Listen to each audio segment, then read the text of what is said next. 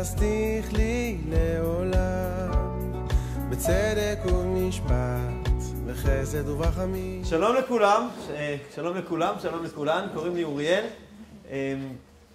ואני שמח על ההזדמנות של הרב גור ובית ספר מאמנים לחיים לשתף אתכם קצת ממחשבותיי וכלים חשובים שיהיו לכם לכל מי מכם שרוצה או רוצה לעבוד עם רווקים ורווקות, לעזור להם להגיע בזמן קצר לזוגיות מאושרת. הדברים שאני הולך להגיד לכם נוסו על הרבה מאוד אנשים, ברוך השם יותר מ-150 אנשים שעבדתי איתם התחתנו, ועוד רבים שקראו להם דברים טובים מאוד בחיים.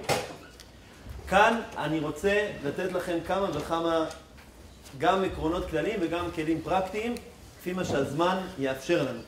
אני רוצה לפתוח קודם כל, כמו שכתוב פה, על גודל האבסורד. דבר שאולי כבר דיברו איתכם, האנשים הנפלאים מאמנים לחיים, רק יש פה איזה ניואנס שחשוב לי להדגיש. אנחנו נמצאים בנושא שהוא מאוד כאוב. מישהו יודע כמה רווקים ורווקות, או ליתר דיוק כמה אנשים לא נשואים יש במדינת ישראל? דתיים חרדים? מישהו יודע? בכלל. מה המספר? 200,000. מיליון. נתונים ללשכה המרכזית לסטטיסטיקה, כמיליון. כמיליון, תלוי איך מפלחים, אפשר להתפלפל על זה הרבה.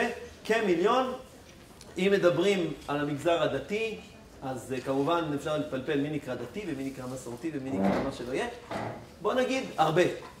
למשל, אתר שליש גן עדן מדבר על קרוב ל100,000 איש יוזרים שיש לו. כמובן הוא לא רק דתיים יש לו, לא כל כך משנה.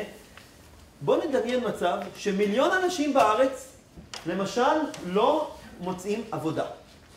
או 100,000 במגזר הדתי. מישהו יכול לדמיין דבר כזה? כאילו, היו מקימים על זה ועדות חקירה ממלכתיות, היו עושים על זה כל מיני דיונים, מקימים מפלגות. דרך אגב, אם היו מקימים מפלגה לפנויים והפנויות, זה המפלגה הגדולה בישראל. אין עוד מפלגה עם מיליון אנשים, אין כזה. אז אומנם, אותו דבר, מיליון אנשים או הרבה מאוד אנשים שמנסים למצוא עבודה, אמרנו, מנסים להתקבל ללימודים אקדמיים. אם היה דבר כזה, שכל כך הרבה אנשים היו עושים ועדות חקירה, היו לוקחים את ראשי המכללות ועושים להם לא יודע מה, ושופטים אותם ודנים אותם ומשפדים אותם, איך ייתכן דבר כזה?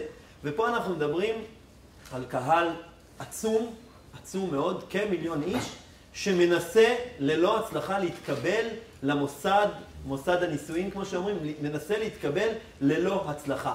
חלקם מנסים יותר, חלקם מנסים פחות, לחלקם יש בעיות בגלל ההורים שלהם והסבא וסבתא שלהם וגלגולים קודמים, חלקם יש להם בעיות יותר פשוטות, נדבר על כמה וכמה הקשרים. כל זה, יש, איך אומרים, כל זה אני אומר גם כישר כוח למאמנים לחיים על היוזמה וגם לכם שהגעתם, זה דבר שלא מספיק מטופל ברמת עומק שלו. יש בדיחה מפורסמת, כבר לא כל כך מצחיקה, על חכם חלם שחיפש מטבע מתחת לפנס. כולם מכירים את זה? שואלים אותו, איבדת את המטבע כאן? לא. אז למה אתה מחפש כאן? כי כאן יש אור. זה בדיחה שפעם צחקו ממנה, היום אנחנו מבינים עד כמה היא כואבת ונכונה. אנשים אוהבים לחפש את המטבע איפה שיש פנס. זה לא בהכרח איפה שהוא נפל. אבל למה הם לא הולכים לאיפה שהוא נפל? כי יש שם חושך. מפחיד בחושך. אמיתי אני אומר, מפחיד בחושך. יותר כיף איפה שיש שם. מה אכפת לי שהפנס לא שם? מה זה מעניין? הפחד מאוד מפחיד. זה שהמטבע נפל שם. בסדר, אז מה? זה כבר שאנשים אחרים יפתרו את הבעיה הזאת. מה זה נוגע אליי? העיקר הוא שאני לא רוצה ללכת בחושך. עכשיו, שוק הרווקות, מה שהשוק יודע להציע, כולנו מכירים את התופעה הזאת שאני לא מזלזל בה, אני רק בא לשקף שהיא לא מטפלת במהות, קוראים לה, מה שאומרים בלועזית הכי טוב שאפשר להגיד, more of the same. עוד מאותו דבר, בעברית זה נשמע פחות טוב מאנגלית, עוד מאותו דבר, תביא עוד, פגשת 50 בנות, תביא 51, פגשת 100, 102, 101, 103, הסיפור הזה, לא רק הרווקים והרווקות מספרים לעצמם אותו, הרבה מאוד אנשים יקרים, גם המכונים אנשי מקצוע, לא רוצה להיכנס בדיוק לפרטים, ייתכן שחלק פה מבינים למה אני מתכוון, גם כן חיים את הסיפור הזה. תן לו עוד הצעה, את ההצעה הנכונה. למה? כי יש איזה טאבו כזה, שאסור לחשוב שלמישהו יש בעיה. אם אתם תחשבו שלרווקים יש בעיה, אז לא יודע מה יקרה. אסור לחשוב את זה, אז לכן צריך לא לעשות שום דבר שונה, אלא להמשיך לעשות מה שעשינו. כי דיר באללה, כי מישהו עלול לחשוב שלרווק או רווקה יש בעיה, עכשיו אני אומר לכם משהו חשוב מאוד. אני לא בעד לחשוב שלמישהו בכלל יש בעיה, חוץ מבעיה פשוטה. אתה רוצה להשיג משהו חשוב מאוד, יקר מאוד, קריטי מאוד לחיים שלך ומי שרוצה גם לחיים של כל עם ישראל, ואתה לא שם, לא הצלחת, זה הבעיה. יש לך מצב רצוי ואתה במצב מצוי אחר. רצוי ברייש ומצוי במם. ויש פער בין איפה שאתה נמצא לאיפה שאתה רוצה להיות. זה, אם אתה רוצה תקרא לזה בעיה, אתה רוצה תקרא לזה תהליך שאתה צריך לעבור. מה יעבור בדרך? המון דברים. בוא נכיר בזה שאתה במצב מצוי. עוד מאותו דבר זה כנראה לא יעזור, כי כבר עשית עוד מאותו דבר. עשית כבר, פגשת x, x פלוס 1 זה מה שנקרא more of the same כאמור. עכשיו, פה נכנס משהו מאוד מאוד חשוב. כיוון שזה דבר מאתגר, לעזור לבן אדם לבוא להיעזר בנו, דרך אגב, לא דרך אגב, מאוד חשוב. יש המון בעיות לאנשים. למשל, מי שחולה, כולם יודעים שהוא צריך ללכת לרופא. זה לא בושה להגיד אתה צריך עזרה. בתחום הזה יש איזה משהו עם זה, ואני חייב לשתף אתכם באיזשהו משהו מאוד מאוד חשוב, שזה מכתב שאולי חלקכם נתקלתם, לא בדיוק מכתב, סיפור, זה יותר סיפור מאשר מכתב. אם אפשר לחלק את זה, אז זה יהיה טוב. יש חוברת שלאחרונה נתקלתי בה, שהיא של הרב אלימלך בידרמן, אם מישהו שמע עליו. היא רצה בבתי הכנסת, בחלק מהמקומות. לאחרונה זה גם הגיע לבני דקלים איפה שאני גר. זה חוברת מדהימה, מדהימה. היא לא בדיוק NLP בדרך שאני עובד, רק יש שם המון דברים מדהימים. וכן יש שם את הסיפור הנפלא הזה. שעכשיו אני אספר לכם, מי שאין לו את הדף, אז גם הבאתי את זה פה למצגת, שיהיה יותר קל. אז ככה, יש פה סיפור. סיפר הגאון, אני מתחיל מפה. סיפר הגאון רבי אברהם גניחובסקי זצ"ל. למה אני מספר את זה רגע? זה בשביל לדעת משהו על איך אנחנו ניגשים לאנשים. כי בגלל שיש איזשהו טאבו, שאנשים לא יודעים איך לגשת, אם אני חושב שיש לרווק בעיה, או למישהו בעיה, אז אני לא יודע מה לעשות, אז אני כביכול מעדיף לחשוב שאין לו בעיה, ואני רק אעשה more of the same, אותו דבר שוב. אז אני אומר, יש פתרון.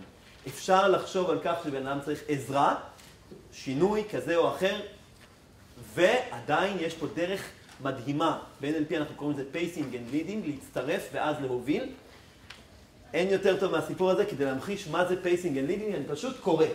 לקוח כאמור מתוך החוברת של הרב בידרמן, אז יש לכם גם בדפים וגם פה, מי שיש לו את הדף, תיקחו את זה הביתה, תשננו את זה כל יום. מי שעובד עם אנשים צריך לקרוא את הסיפור הזה כל יום לפי דעתי, לפחות פעם ביומיים.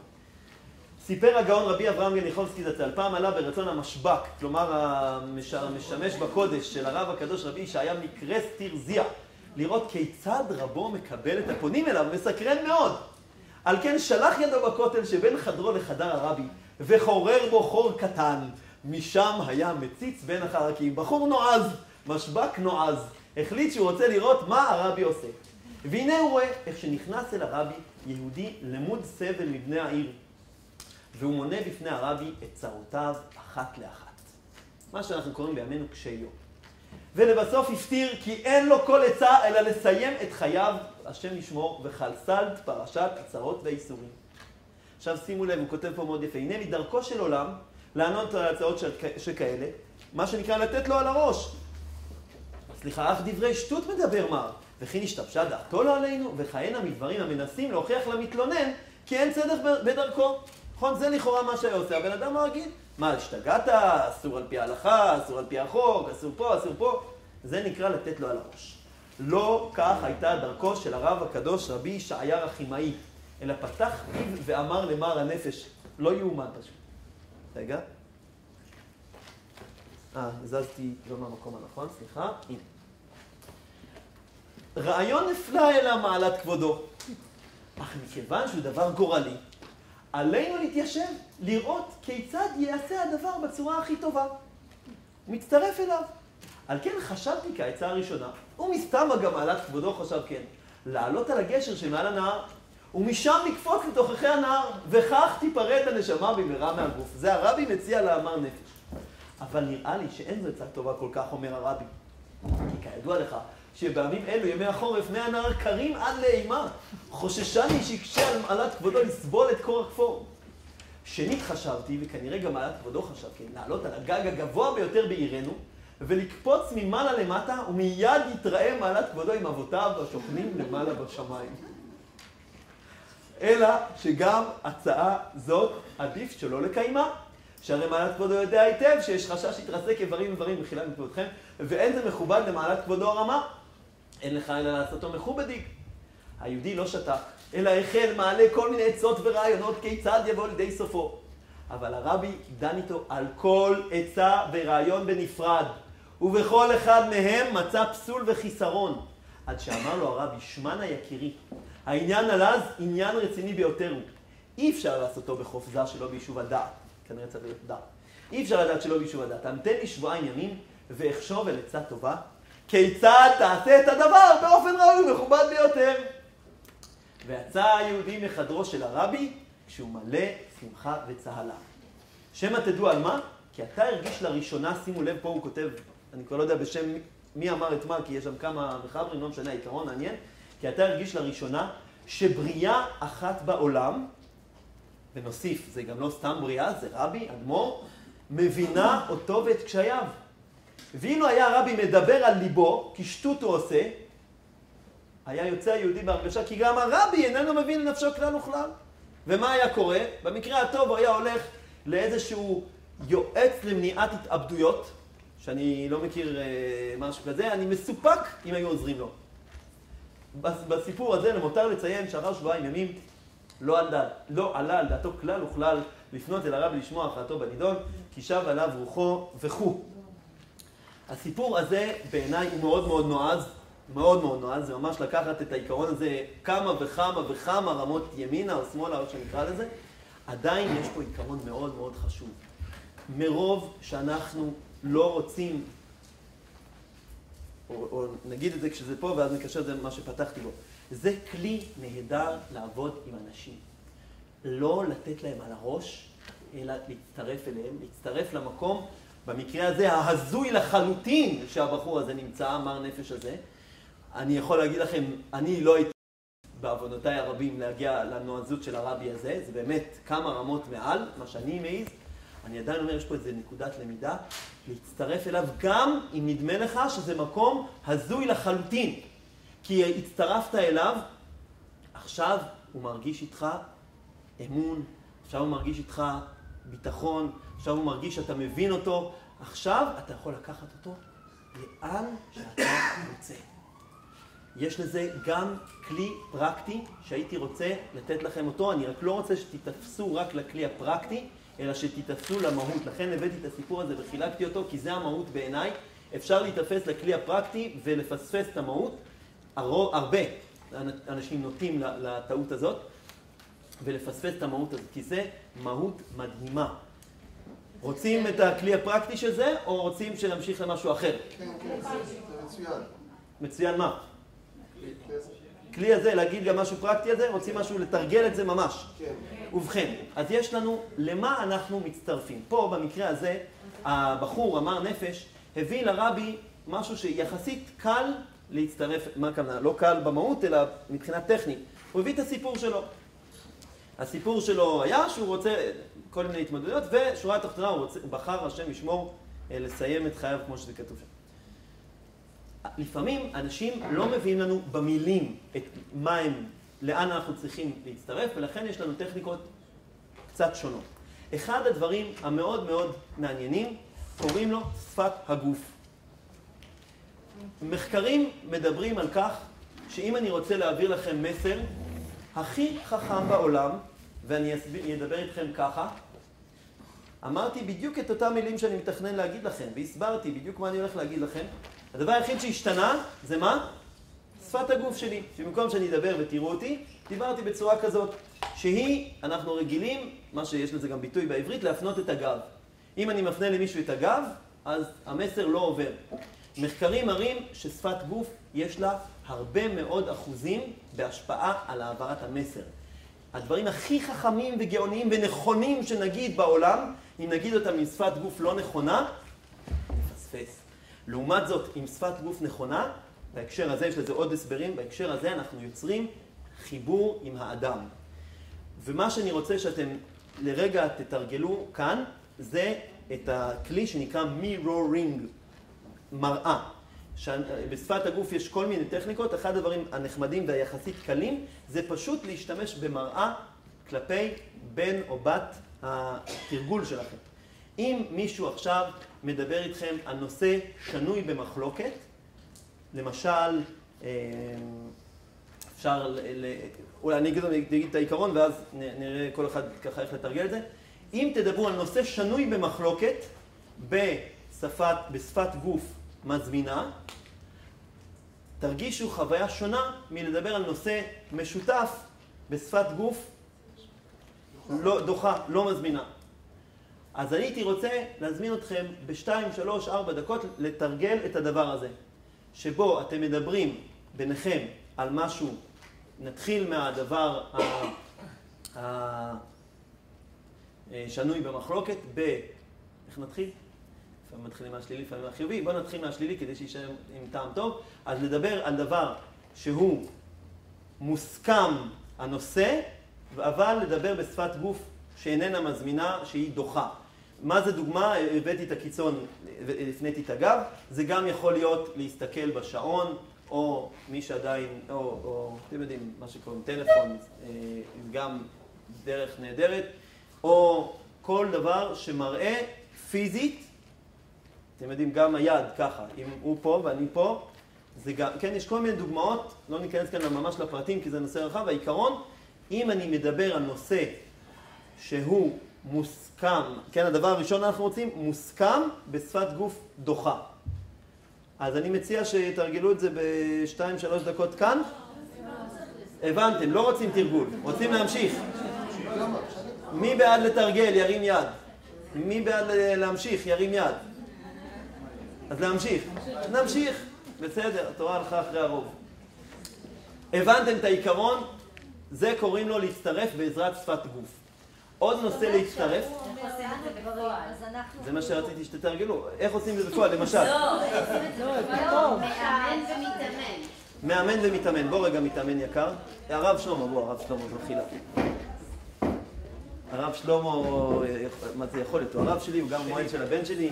אז לרגע אנחנו במחילת כבוד תורתו. לפחות תיתן את הטלפון, שיהיה מועל לכולם. אז מועל בחסד עליון, זה לא פרסומות פה, אבל באמת... הלאה. אז מה דעתך, הרב שלמה, יש לי פה משהו בכיס,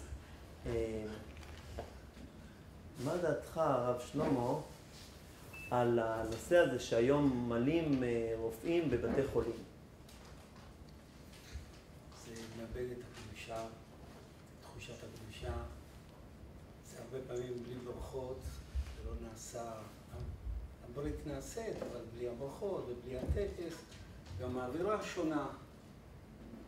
חסרה האווירה של הקדושה, שזה הופך להיות משהו רפואי, מרוחק קצת. תודה רבה. אוקיי, שמתם לב, ניסיתי בזעיר אנפין לחכות את התנועות של הרב שלמה. הוא בהתחלה שם את הידיים בכיס, אני ממש מזהה מה הוא עושה, ואני ממש מחכה את זה, זה עובד נהדר, רק עם אנשים שהם בקורסים, אז הם חדים לדברים האלה, כבר הם יודעים מאוד, הולך לעשות את התנועות שלי, אז זה טיפה טריקי, אנשים לא שמים לב בדרך כלל, אז זה יוצר משהו בתחושה שלא שמים לב אליו, זה עוזר לנו להעביר מסר. פשוט חיכיתי פחות או יותר את התנועות שלו. מה הרווחת בזה? הרווחתי בזה שהתחושה באופן לא מודע הרבה יותר נעימה. בוא נראה עכשיו, דיברתי על נושא, לא משנה, לא התכוונתי עכשיו להתווכח, אין לי דעה על העניין הזה, מן הסתם אני מסכים לזה עכשיו, שלמה, לא יודע. אז רציתי להביא דוגמה לשפת גוף נכונה, כשהנושא... עכשיו בוא נראה משהו אחר, נניח ש... בוא ניקח עכשיו נושא... בוא נמשיך את אותו נושא, צורך העניין. בלי קדושה, הרב אומר בלי קדושה. כן? בלי קדושה, בלי קדושה ככה, הם בלי קדושה הם עושים את הבריתות. כן, זה נעשה באופן מקצועי מאוד, אבל... כן. בסדר? הבנתם את העיקרון? אני הקטן והדל, משחק אותה מול הרב שלמה, יענו, יש לי איזה פוזה, ולא אמרתי שום מילה, שתקתי. בסדר? ההצגה הספיקה, הבינו את המסר? תודה רבה, הרב. אז מה שאנחנו צריכים זה פשוט לחכות את מה שהוא עושה, אם אנחנו רוצים להצליח. סליחה? מתי אתה משתמש? כשאני פוגש בן אדם, אם זה בישיבה, פה זה היה בעמידה. אבל במתאמנים. כן, בפגישת אימון, בכל מצב. לצורך העניין פגישת אימון, אם זה פגישת הדרכה של רבי, אותו עיקרון, אני מצטרף, פה זה היה פיזי, לשפת גוף. אם אני רוצה שפת גוף של מאיימת עליו, אני אעשה את השפת גוף הזאת. אני בדרך כלל לא בוחר בה, כי היא לא עושה לי שירות טוב. היא בדרך כלל גורמת לבן אדם באופן לא מודע לרצות לברוח. הוא לא רוצה להתחבר אליי ולהקשיב לי, ואם אני רוצה לשנות לו את החיים, ואני רוצה לשנות לו את החיים, אני מאוד רוצה לשנות לו את החיים, הוא בא אליי ושילם לי את מיטב כספו כדי שאני אשנה לו את החיים, ואני רוצה לעשות את זה. ואני יודע לעשות את זה, הדבר הראשון שאני צריך שהוא יהיה איתי. ואם הוא יהיה מפוחד ממני, זה לא יעבור. אז זה דרך אחת, אני מצטרף עם שפת הגוף. עניתי לשאלה? יפה, מעולה. עוד שתי דרכים, אני לא רוצה לתת די שאלות, רק... אני אומרים מצד אחד, ושפת גוף מזמינה, אני לא מבינה שבהכרח זה עולה בקנה אחת. נכון, זה כלי. נכון, זה כלי. מירורינג זה דוגמה. מירורינג זה דוגמה, יש לזה הרבה דוגמאות. קשה פה מדי לפרט. העיקרון הוא, קודם כל... עוד דוגמאות? יש איזה מקום באינטרנט, מקום אחר... תכתבו שפת גוף באינטרנט, תקבלו מן הסתם קילומטר של דברים. אני לא בדקתי, אני מתאר לעצמי. העיקרון שאנחנו מדברים עליו זה מירורינג, כי זה מראה, זה מאוד טוב. דרך אגב, עם הילדים זה עובד נהדר. ילד עצבני, לפעמים תסביר לו עכשיו למה הוא טועה, תדבר אל העצים והאבנים יותר יעיל. למה אתה טועה? למה אתה אמור לקבל סוכריה למרות שנגמרו? לא יודע מה. דבר אל העצים ולאבנים יותר יעיל. שב איתו, אני אומר לכם, אני עושה את זה הרבה מאוד פעמים, עובד נהדר. אני לא מדבר לפעמים. לפעמים צריך לדבר, לפעמים לא מדבר. אני פשוט יושב, בדרך כלל, במקרה שלי עכשיו זה הבנות בקטע הזה, אני פשוט מחכה את התנועה שהיא עושה. אם היא יושבת, שמה את היד על הספה, אני יושב בצד השני, שם את היד על הספה. אם היא עושה ככה, אם היא מגרד בראש, אני גרד ככה. הפלא ופלא, כמה שניות, כמה רגעים זה, פתאום מתחיל חיוך אצלם. פתאום מתחיל חיוך, כבר אני מבסוט. אני צריך, ב-NLP מה שאנחנו לומדים, אני צריך להתחיל את השינוי. אני לא חייב לגמור את השינוי, אני צריך להתחיל את השינוי. התחלתי את השינוי, בן אדם כבר במקום אחר, והוא גם איתי.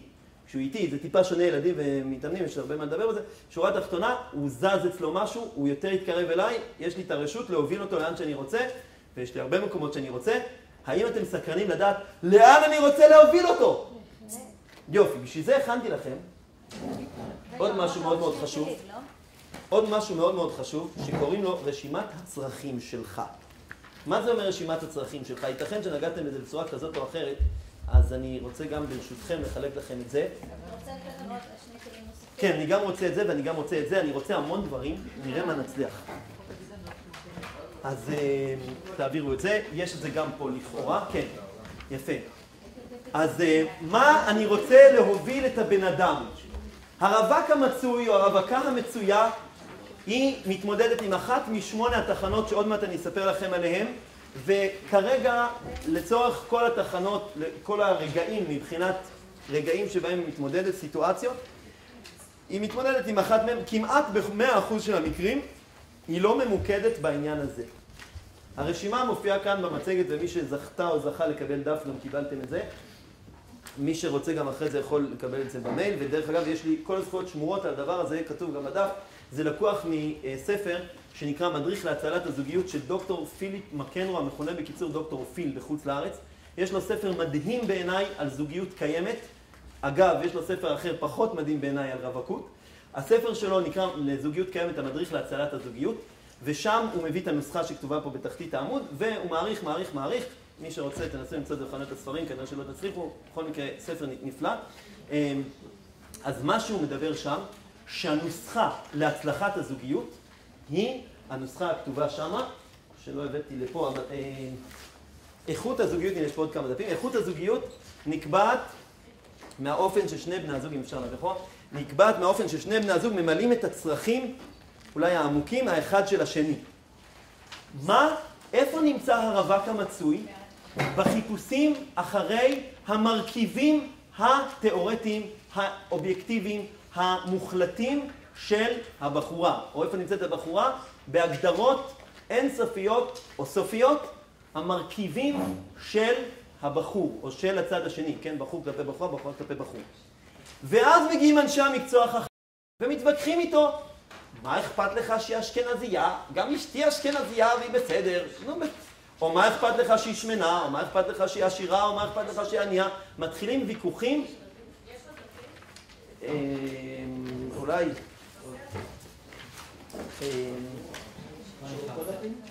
כן, יש פה עוד קצת. עשיתי 70 מכל דבר. רגע, רק שיהיה לי מחילה. סליחה. אז...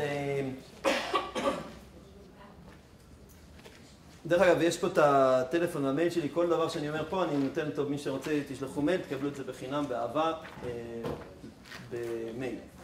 אין פה משהו שאני מזכיר מכם, גם את המצגת, כל דבר שאתם רוצים, תשלחו מייל, תקבלו באהבה.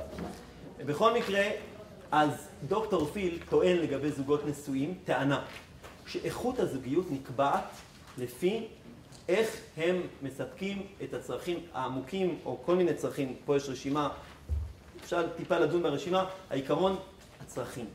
הוא לא לוקח את זה להקשר של רווקות, זה פיתוח שלי. אני טוען שאנשים רווקים קלאסיים, וכן הרבה אנשי מקצוע, משתפים פעולה עם השפה הזאת, שהיא שפת המרכיבים, שפת הרצונות. מה אני רוצה? אני רוצה מישהו שהוא הצדיק של הישיבה, שהוא איש צבא, שהוא מרוויח כך וכך, כל מיני דברים שכרגע אני לא מתווכח אם נכונים או לא, אני רק בא להעיר את תשומת הלב, שהם לא נוגעים בכלל לכל הדברים המופיעים פה. לא נוגעים ולא פוגעים, וחשוב פה לשים לב לנקודה מהותית.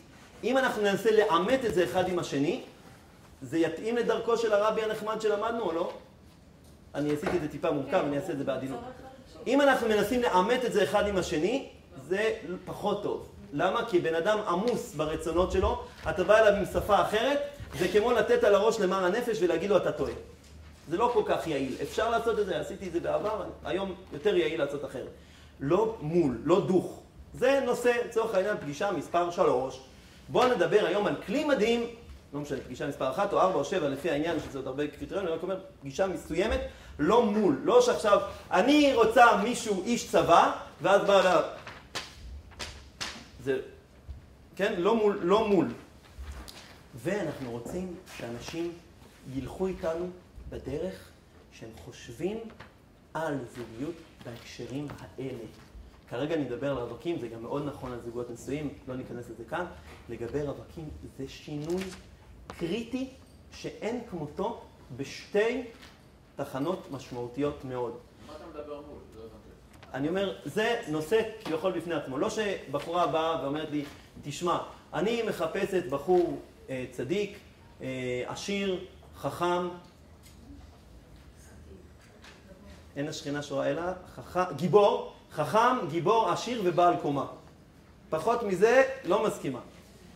אז אני לא אומר לה, מה זה משנה אם הוא חכם, גיבור, עשיר, מה את צריכה מישהו שיש לו שכינה? את יכולה גם להסתדר אם הוא לא כל כך חכם, זה העיקר שיואב אותך, זה לא כל כך טוב.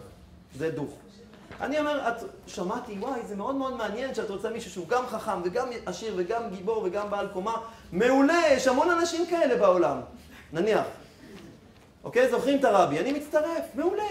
יש המון אנשים כאלה. אני אוהב חלומות, אני אוהב אנשים שחולמים בגדול, אני אוהב אנשים שלא מוותרים לעצמם. כל זה, אני מצטרף, אוקיי? מצטרף. זה בפגישת ההצטרפות, זה הנושא הקודם. לאן אני מוביל, אחרי שהיא נתנה לי את היד שלה, כי הצטרפתי אליה כאמור משפת הגוף, עם עוד שני גורמים שאם נצליח נגיד עוד מעט, איך הצטרפתי אליו או אליה כאמור, איך הצטרפנו אל המונחה שלנו, א', שפת הגוף כאמור, ועוד דברים שנגיד עוד מעט. אחרי שהצטרפנו אליו, אנחנו מובילים אותו, למשל, לחשיבה כזאת. חשיבה של צרכים. בצורה הכי פשוטה, אם אתם לא רוצים להיות מדי מתוחכמים, פשוט, אנא, מוישה זוכמיר היקר, בוא תקרא את הרשימה הזאת. הכי פשוט בעולם. לא צריך לעשות לו כלום חוץ מלהביא לו את הדף הזה. אני יכול להגיד לכם, כמעט 100% של המקרים, אם זה עושה משהו חדש למוח.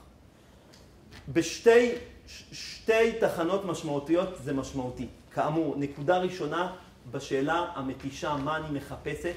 אני יכול להגיד לכם, יותר מ-150 חתונות הבאתי לעולם, עם אף אחד מהם לא דנתי בשאלה, אולי אני מגזים, 99% לא דנתי בשאלה, האם זה נכון לך לחפש א', ב', ג', אולי את צריכה לחפש ד', ה', ו'. ברוב המקרים, הפוקוס שלהם משתנה, וממילא קוראים דברים חדשים. זה קוראים לו פוקוס משתנה. בן אדם מתחיל לחפש את הצרכים שלו, מענה לצרכים שלו, ואז למשל האיש צבא, שיש הרבה בנות שאיש צבא זה וואו, כשמדברים בשפה אחרת, בשפת הצרכים, האיש צבא פתאום מתגלה כבמחילה פחות מושך, כי האיש צבא במחילה, אני מקווה שאני לא פה... במחילה, האיש צבא במקרה הטוב, אני זכיתי להיות שכן של שלום אייזנר, או אולי צריך לקרוא לו רב שלום אייזנר, רב שלום אייזנר, איש יקר מאוד, זכיתי להיות שכן בעיקר של האוטו שלו. הייתי רואה את האוטו שלו, ואותו פעם בשבוע, פעם בשבועיים, הבן אדם לא בבית. זה איש צבא מסור, אשרה ואשרי חלקו. כשבחורה מוצאה איש צבא, בדרך כלל היא בכלל לא סופרת מה המשמעות להיות נשואה לאיש צבא. אין לי בעיה, אם את רוצה, את יודעת מה המשמעות, את יודעת שזה אומר לגדל את הילדים לבד, את יודעת כל המשמעויות, בבקשה, אני בעד, לצורך העניין. בדרך כלל האיש צבא זה משהו כזה, שהוא קשור לרצונות, קשור לעוד כל מיני דברים שקשורים לרצונות, שלא רוצה להרחיב עליהם כרגע, רחוק מאוד מכאן. זה משהו אחר, זה שפה אחרת לדבר עם הבן אדם, ולחבר אותו פנימה. כשהוא מתחבר פנימה לתוך הצרכים שלו, לתוך הצרכים העמוקים שלו, לתוכו פנימה, פתאום נפתחות המון אפשרויות. א', כדי כל אלה לא חייב להיות איש צבא בשבילהם. יכול להיות למשל מישהו שהוא לא איש צבא. וב', יכול להיות עוד כל מיני דרכים להרגיש נאהב, לשמוע שאוהבים אותי וכדומה. לא הכל חייב להגיע באותו מינון שחשבתי, דווקא בצורה שחשבתי. אני אומר את זה על קצה המזלג, מי שיבין את זה יבין, מי שלא, לא, אני אגיד עוד משפט על זה. כשבן אדם תקוע, הכי קל לי להסביר את זה על גבוה. מישהי רוצה בחור גבוה, 1.72 מטר. על פניו, מה הבעיה בזה? יש הרבה אנשים 1.72 מטר, מה הבעיה? הבעיה היא שהיא לא מדברת בשפה הזאת. עכשיו, ייתכן מאוד שהיא תקבל 1.72 מטר, והיא מעולם לא תדבר עם עצמה בשפה הזאת עד יומה האחרון, והכל יהיה בסדר. אולי. ייתכן מאוד שלמה היא רוצה 1.72 מטר? פה אני מחפש פנימה. מה הצורך של הגברת הזאת במישהו 1.72 מטר? מה הצורך שלה? זה לאו דווקא כתוב בה בפירוש, לצורך העניין הרבה פעמים זה קשור לתחושת ביטחון. הסרט של חלק מאיתנו, שבחור 1.72 מטר אפשר לסמוך עליו, נותן לי תחושת ביטחון, וכאן הבן שואל, וכי כל 1.72 מטר נותן ביטחון? וכי 1.71 מטר לא נותן ביטחון, וכי 1.73 מטר יכול להיות שלא ייתן לך ביטחון? זו שאלה ראשונה של הבן. שאלה שנייה של הבן, למה את חייבת את בעלך בשביל הביטחון? אולי את יכולה למצוא את הביטחון בכל מיני מקומות נוספים, למשל בתוך עצמך, למשל בעבודה שלך, למשל בעוד כל מיני תחומים. למה לייחס את הכל אליו ולהיות אובססיבית שדווקא 1.72 מטר ולא יותר? כל זה על קצה המזלג שאנחנו רוצים. לאן להוביל לשפת הצרכים. אם מישהי תגיד לי, לא, אני לא ארגיש ביטחון אם הוא לא יהיה 1.72 מטר, עוד לא קרה לי, נניח שהיא תגיד, במובן הזה, הכל בסדר. למה? כי היא דיברה איתי בשפת הצרכים. היא אמרה לי, אני לא ארגיש ביטחון, דיברה איתי על צורך שלה, במקרה הזה לא בטוח שהוא מפורש פה וזה, לא משנה, זה לא חייב להיות ממש תנ"ך. העיקרון שהיא דיברה איתי בשפת הצרכים, הובלתי אותה לשפת הצרכים, ואז יקרו דברים חדשים, בשאלת מה אני מחפשת. שלב קריטי נוסף שהצרכים משמעותיים, אם זה מעניין מישהו כאן לשמוע, מעניין אתכם לשמוע מתי זה עוד משמעותי לדעת על רשימת הצרכים, מתי זה עוד יוצר איזשהו שינוי? זה מעניין מישהו פה? מעניין גם נשים? יופי, מצוין. אז בשביל זה אני רוצה להגיד לכם שהדבר השני זה מה קורה בפגישות. כשבן אדם, בחור או בחורה, ממוקד יותר, כן? כמובן יש איזשהו מינון בין מה אני רוצה למה אני צריכה, או מה אני רוצה למה אני צריך. יש איזשהו מינון, לא ניכנס לזה כרגע. ככל שבן אדם יותר עם פוקוס כאן על מה אני צריך, זה מה שהוא יחפש במודע ולא במודע בפגישות. מה הכוונה יחפש? זה כבר יהיה הרבה יותר קל להכניס אותו לכל הדברים שתכף נדבר במובן של 8 התחנות. מה קורה בפגישות? מה אני מחפש או מה אני מחפשת? תמיד אומרים את זה, מה אני מחפש? כאמור, גיבור, עשיר, חכם, בעל קומה וכל זה. מה אני מחפש? אני מחפשת שיאהבו אותי. והנה הבחור חייך אליי בתחילת הפגישה. לרוב האנשים בכלל המוח עושה דלישן, מחיקה על החיוך הזה, הוא בכלל לא שם לב לזה. כי מה המוח עסוק? אם תשאל בן אדם למה אתה בא לפגישה או דייט, תגידו לך מילה אחת. למה אנשים באים לפגישות ודייטים? לבדוק. זו המילה הנוראה שכולם אומרים. שבאים לבדוק, זה אומר שבאים לבדוק. זה אומר שלא באים להתחבר. לפעמים אנשים יגידו לכם את המילה להכיר, זה טיפה יותר טוב. להתחבר זה המילה. תכף נדבר על זה. לסנן לפני, לבדוק לפני, חשוב מאוד, תכף נדבר על זה. לפגישה אנחנו באים כדי להתחבר. אם תרצו להיות מעניין ולא להיות ענייני, תכף ניגע בזה. בכל אופן, כאשר הבן אדם מגיע לפגישה, ומה שמעניין אותו זה לבדוק, הוא לא ישים לב, או היא לא תשים לב לחיוך הזה בכלל. זה לא רלוונטי, מה זה מעניין? אני בודקת אם הוא מתאים, מה זה רלוונטי? אבל אם בן אדם, הוא שם את הפוקוס הזה, מזמין את עצמו, אם תרצו, מזמין את התת מודע שלו, לנושא הזה, אני מתחתנת כדי להיות אהובה, כדי להיות מוערכת, כדי לאהוב ולהעריך. אגב, דוקטור פילוס לא אומר את זה. אנחנו כמובן יודעים שלהתחתן זה גם להעניק. כמדומני, לא מזכיר, פעם הסתכלתי על זה. כל הצרכים האלה, או בניואנסים, זה גם לתת אותם וגם לקבל אותם, כן? זה ניואנס שיש להוציא פה. בכל אופן, כאשר זה הפוקוס, אז שמים לב על כך שיש משהו נעים שהולך ומתרקם. אולי נתקלתם בתופעה מתסכלת, שאנשים בקשר המון זמן, ולא קורה כלום! שמעתם על זה פעם?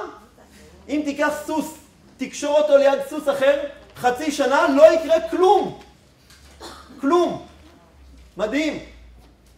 אז אני במחילה שאני אומר, אין עוד דומה בני אדם, בטח לא אנשים מישראל לסוסים, אבל כשאנשים באים עם השכל שלהם, עם השכל המודע, זה דומה למה שהרב יהושע שבטח לימדו אתכם שופט ולא שחקן, זה דומה, זה נוגע לזה, שהם באים בתור מה שנקרא שופטים, שבאים עם השכל, לא קורה כלום. כשבאים עם זה, עם הפוקוס על הצרכים הרגשיים, מה כאן הבאים עם זה? לצורך העניין פעם, יש אנשים, אנחנו מעודדים את זה, לצורך העניין, כן, אם צריך, תקראי את זה לפני כל פגישה, מעולה. אם זה יכניס אותך לפוקוס הזה, אני בעד. ואז, תשימי לב לזה, תקריני משהו שמבקש את זה. אנחנו נמצאים, יש פה הרבה להרחיב על כל הדברים, אנחנו נמצאים בדור שאנשים לא אוהבים להראות שהם צריכים, במיוחד נשים, יש כל מיני, בעיקר איך אומרים, גזרות קצת פחות תורניות מהסביבה הנהדרת שבנו פה, יש מקומות שהם מה שנקרא העצמה נשית. אני לא צריכה אותו, יש לי כבר אוטו, אני כבר מתפרנסת, ואפילו ילדים בעוונות אנחנו יכולים לבד, השם ישמור וירחם ויגן ויציל, אז מה אני צריכה אותו בכלל? אז אם הוא בדיוק מתאים למה שחלמתי ותכננתי, וזה שיבוא, אם לא, מי צריך אותו?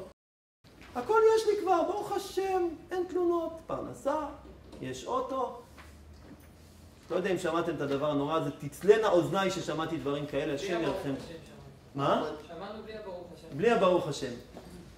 בקיצור, שלא, איך אומרים, שיעבור החרפה הזאת מישראל, בכל מקרה, מה שאני אומר, אנחנו רוצים לעודד, יש צרכים, יש פה ניואנסים, הצרכים של גברים מזוגיות, הצרכים של נשים מזוגיות, לא ניכנס פה כל הפרטים.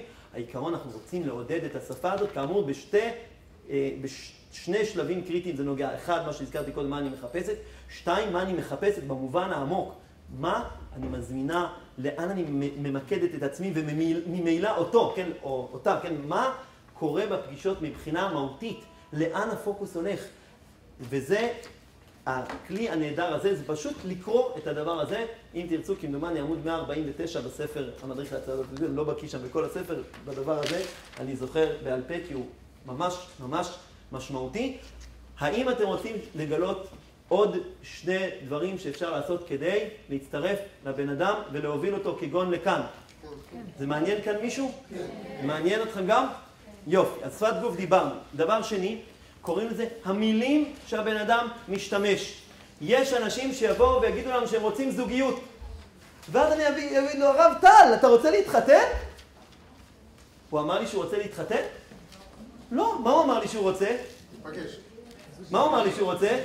זוגיות. אולי אני, אוריאל החכם, חושב שצריכים לרצות להתחתן. מה זה המילה הזאת בכלל זוגיות? איפה זה כתוב בש"ס ובפוסקים? נניח. דרך אגב, כנראה המילה לא כתובה. כתובה בשיחות הרב צבי יהודה, זה, אבל לא משנה.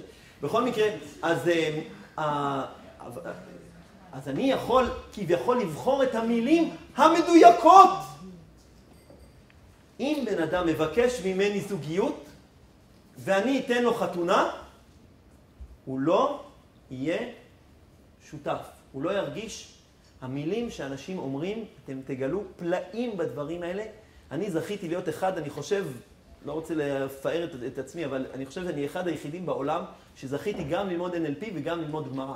יש מיליוני אנשים בעולם שלמדו NLP, מיליוני אנשים שלמדו גמרא, אני לא יודע כמה יש בעולם שלמדו גם את זה וגם את זה. אחד הדברים שאנחנו לומדים בגמרא, כל מי שלמד גמרא איתם יודע, אנחנו מדקדקים בכל מילה. וב-NLP גם לומדים לדקדק בכל מילה. אז אני זכיתי שזה בא לי משני מקומות, אני רואה בזה ישועות מופלאות. אנשים שאומרים, אני רוצה להתחתן, הם רוצים להתחתן, הם לא רוצים זוגיות. ואני חייב, אם אני רוצה ליצור קרבה ומה שאנחנו קוראים רפור, כימיה איתו, אני רוצה להשתמש במילים שלו או במילים שלה. למשל, אם היא אומרת לי, מתי שהשם ירצה, אני לא אגיד לה מתי שהקדוש ברוך הוא ירצה, למרות שזה היינו הך, ו70 שמות לקדוש ברוך הוא לא יודע כמה, אני אגיד מתי שהשם ירצה. יכול להיות, הרבה אנשים יגידו אלוקים. אם הם יגידו עם היי, אני לא יודע מה לעשות, כל פעם שאני נתקל בזה, אני צריך לשאול על זה, לא יודע. לצורך העניין, אנחנו רוצים להשתמש, זה הרבה אנשים משתמשים, כן, מתי שהשם ירצה, מזכירים לפעמים זה, אנחנו רוצים להשתמש במילה שהבן אדם אמר, שמיים וארץ, כמובן ככל שהנושאים יותר רלוונטיים, אז המילים קריטיות, ואנחנו רוצים להצטרף ממש מילה במילה, עד כמה שניתן, לשפה של הבן אדם. שאין כאן מקום לשאול אותו למה להשתמש במילה הזאת, ולא זאת, ומהדל בדרך כלל לא יהיה לנו זמן לזה. אנחנו רוצים חתונה מהר. אם אנחנו רוצים עכשיו להזמין אותו לסשן של כמה שנים, ובינתיים לקנות סלון ואוטו ומשכנתה והוא ישלם את כל זה, אז אפשר לדבר איתו כל מה שרוצים. אתם מכירים את הבדיחה הזאת, נכון? זו בדיחה של מאמנים על פסיכולוגים, לא כל כך יפה להגיד בכל, אבל ככה מספרים שהפסיכולוג כבר קנה אוטו חדש וסלון חדש, ואני כבר סוף סוף יודע למה אני מרטיב במיטה. הוא עוד לא עזר לי, השלב הבא הוא יהיה השלב שהוא יעזור לי איך להפסיק להרטיב במיטה, אבל אני עדיין, הוא עזר לי כבר, ברוך השם, אחרי שהוא כבר מימן לעצמו את המשכנתה, אז אני כבר מבין למה אני מרטיב במיטה. אז זה בדיחה קצת צינית, במחילה, פסיכולוגים ואנשים יקרים וכו' וכו'. לצורך העניין, זה רק בתשובה לשאלה של הגברת פה. מה? יקרים מאוד. מאוד מאוד. אז אני לא רוצה להגיד מילה רעה על אף אחד, בטח לא על פסיכולוגים וכו'. בכל אופן, לשאלתך, אנחנו רוצים את הדברים הכי פרקטיים לצורך השינוי. כאמור, שפת הגוף, כאמור, המילים שהוא ישתמש, דבר שלישי קוראים לו מערכות ייצוג. מערכות ייצוג זה נושא רחב מאוד ב-NLP, אני אספר לכם סיפור שיבהיר את העניין הזה היטב. הסיפור הזה מספר על קיבוץ חילוני למהדרין בדרום הארץ, לא בדיוק דרום הארץ, באזור יתד, נווה, חבל שלום. קוראים לקיבוץ הזה ניר יצחק.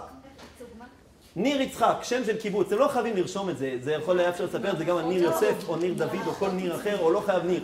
סיפור! אבל זה סיפור חשוב מאוד, תקשיבו, כל מילה חשובה בסיפור הזה. הסיפור הזה אמיתי, אומר לכם, כל מילה חשובה. אני למדתי בקורס לפני הרבה שנים, לא כל כך הרבה, זה אחרי ההתנתקות, למדתי NLP בדמיון מודרך, הייתי גר ביתד, ביישוב יתד, ולמדתי באזור רחובות, נסעתי, השקעתי הרבה.